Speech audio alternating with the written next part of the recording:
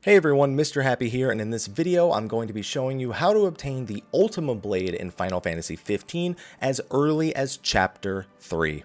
Now, the Engine Blade is one of the first weapons you're going to obtain in the game. It has properties that work well for magic-based playthroughs, including absorbing elemental energy off dead enemies when equipped. Shortly into the game, Cid will give you the option of upgrading any items in your inventory that have a little plus sign next to them, with the Engine Blade being the first one you're going to get the option to upgrade. In order to get the Ultima Blade, you need to upgrade the Engine Blade to the Ultima Blade by handing in 3 separate items, spending some time doing some other stuff, camping, and waiting for a phone call from Cid to tell you it's ready. The first upgrade item for the Engine Blade is pretty easy to get. It's a rusted bit. You can find these around the world and in dungeons. Heck, I'm pretty sure there's one lying around Hammerhead somewhere even, so this should pose no problem for you. The second item you'll need for the upgrade is a glass gemstone. Now, you have to wait till Chapter 3 to get this. In the town of Lestulum, along the main street, will be a building known as the Newsfields Building.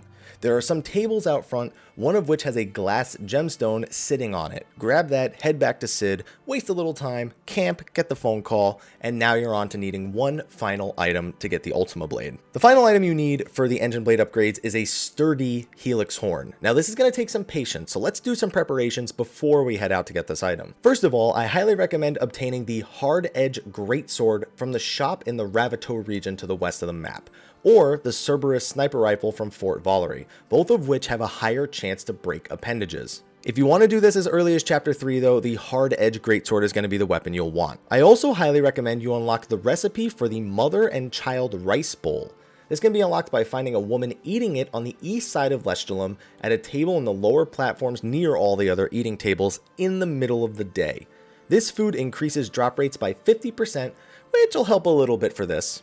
Next, you're going to want to head to Old Lestulum on your map and accept the hunt, the Last Spiracorns. It's a level 29 hunt that spawns 3 Spiracorns and 2 Duplicorns.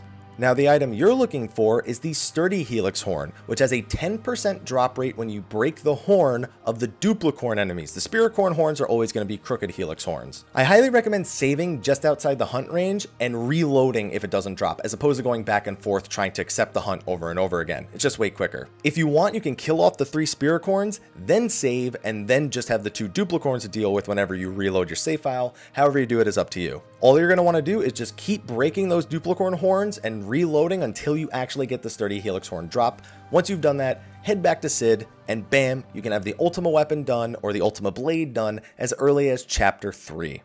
Now, if it's a little bit later into the game for you, there is another weapon that can very easily break body parts, known as the Cerberus. It's a sniper rifle that's found in Fort Valerie. As soon as you enter Fort Valerie, just make a left. It's on the east side of the map in one of the little storage areas sitting on some boxes. Now, this weapon functions like a first-person shooter sniper rifle, and only Noctis can use it. So it takes a little bit of getting used to, but it has by far the highest odds of breaking body parts in the entire game.